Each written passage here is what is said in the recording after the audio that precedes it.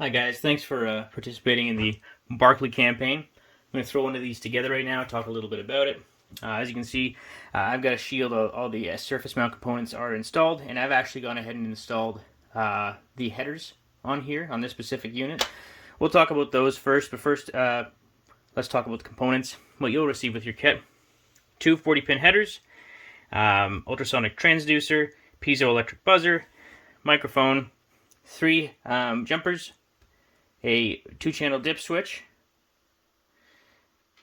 two 100 microfarad electrolytic capacitors, and 3 pots. Now there's one pot that looks different from the others. Separate these when you see them.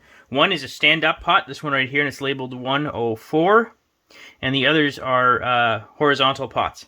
And the numbers on them shouldn't matter. They are just voltage dividers. They send a signal to the Arduino ranging from 0 to 1023, 0 and 5 volts. They're just acting as a variable resistor, whereas the 104 is a 100 k ohm resistor that determines the delay for the monostable multivibrator 555 timer.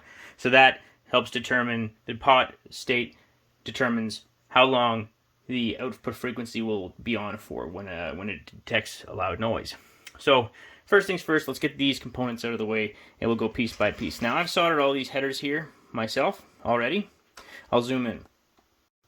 So as you can see, I've got a 2-pin header right here.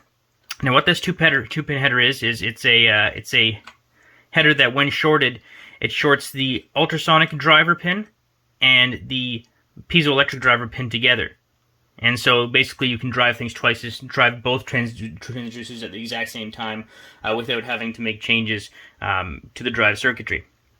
So basically, if I don't have this shorted, then you can control the piezoelectric buzzer and the ultrasonic transducer separately. But if you want to go from low frequency to high frequency, place a jumper here, and that when they will use the buzzer control line, and we'll set the ultrasonic control line as an input. You want to make sure that if you have this shorted, that both the buzzer and ultrasonic line are not outputs. One can be an input, one can be an output, and the one that's an output will drive both the ultrasonic transducer and the piezoelectric buzzer.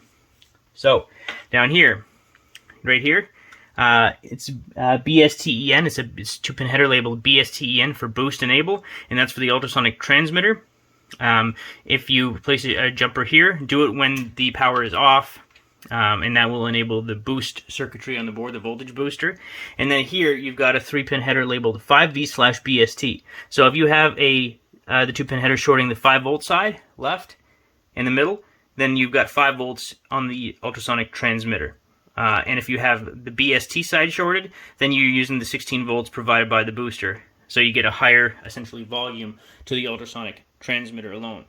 It doesn't matter which one you use, but if you use BST, if you short the middle and right, then you have to have the BSTEN header shorted.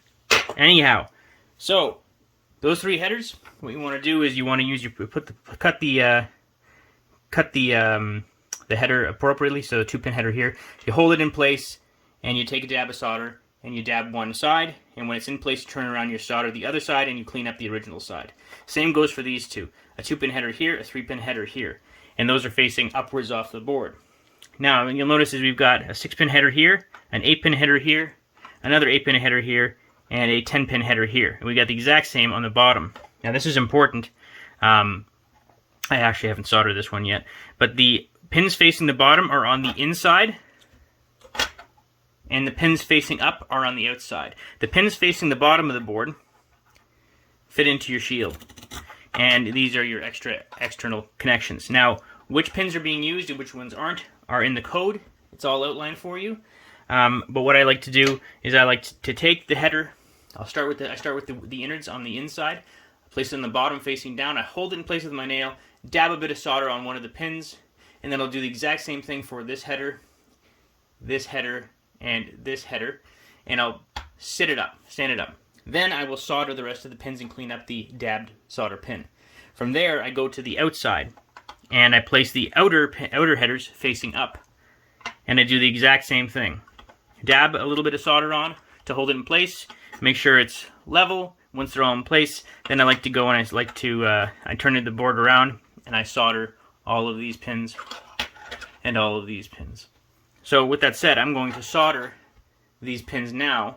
But before I do that, let me just zoom out a bit. These 40-pin headers, what you're going to want to do, you need 2 10s, 4 8s, 2 6s, 2 2s, and 1 3. So what you want to do is you want to get some clippers. And these easily break apart. You can break apart with your fingers, but to make sure you do it right, you count out 10, clip it, do another 10, clip it. So that's 20 gone, so there's 20 left. So then you can do 2 8s, and you're left with 4. With that remaining 4, give yourself 2 2s. Now you're on to the next one. Next you want to give yourself another 2 8s, so 8 and 8, or 8 and 8, and then you want to do 2 6s, 1 and 2, and with the leftover, give yourself 1 single 3. And then you should be good. You should actually have some left over. Okay, so we're going to take the single standout pot, the one that looks a little bit different than the others, labeled 104, and that goes right in here. It only fits in one way, 1 pin in the top, 2 pins in the left. Once it's in firmly, check to make sure it's level. It's going to stand off the board a bit. Plunk a bit of solder on here. Once it's in, solder the other 2 pins and clean up the original pin, and then that one will be done.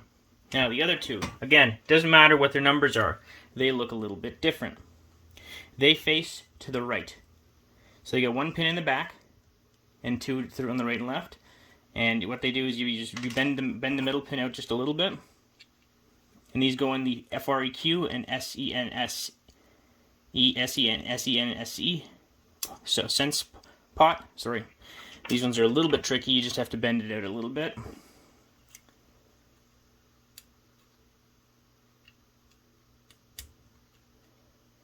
And make sure that it's nice and outward. It's flush. Do the same as before. Dab 1 pin, and then the other, and then solder the others and clean up the original dabbed pin. I'll bend this out just a little bit. Place the middle pin in. Line the left and right. There we go. Dab 1. Clean it up, or dab 1. Solder the other 2 pins, and then clean up the original pin. Now don't go using rando tools for this. When you want to adjust the pot, use an appropriately sized screwdriver, a little flathead screwdriver, and gently turn it.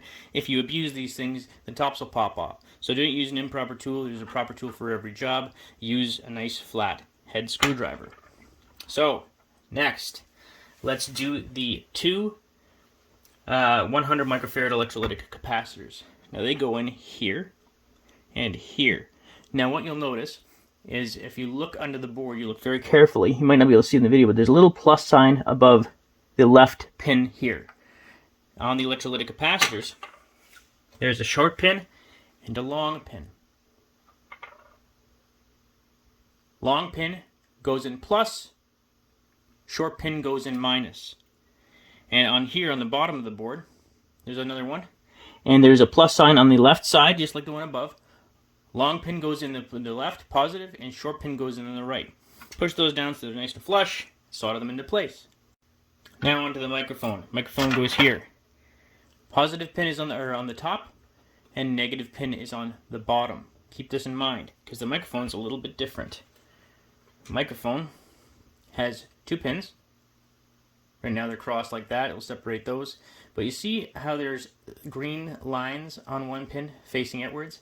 That pin that's connected to those three green lines is connected to the outer shell, and that's ground. So you want to make sure that that pin, I'm going to open this up a bit.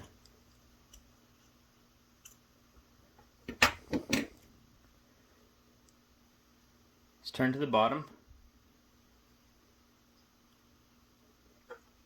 And it goes in here. Now you don't have to put this all the way down in the bottom of the board. Just nice right there should be fine. Solder to make sure it's not touching the pot leg, and then solder it into place. The 2-pin pot has it's labeled on the top and 1 and 2 on the bottom. You want to place the on to the left, and then 1 and 2 to the right. It only fits in one way. Hold it in place. Dab 1 pin, solder the other 3, and then clean up the original pin.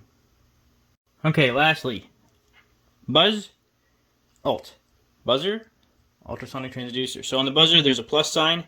There's a plus sign on the bottom pin here. Line up the positive pin on the ultrasonic on the buzzer. Solder it in. It won't fit flush to the bottom of the board. Don't worry about it. Just make sure it looks nice and even. It's facing up. Dab one pin. Solder the other. And then clean up the original pin. Same with the ultrasonic transmitter. You see the black pin? It's negative. So the other pin is positive. As you know, you can see right here, positive pin. So the black pin should be facing down.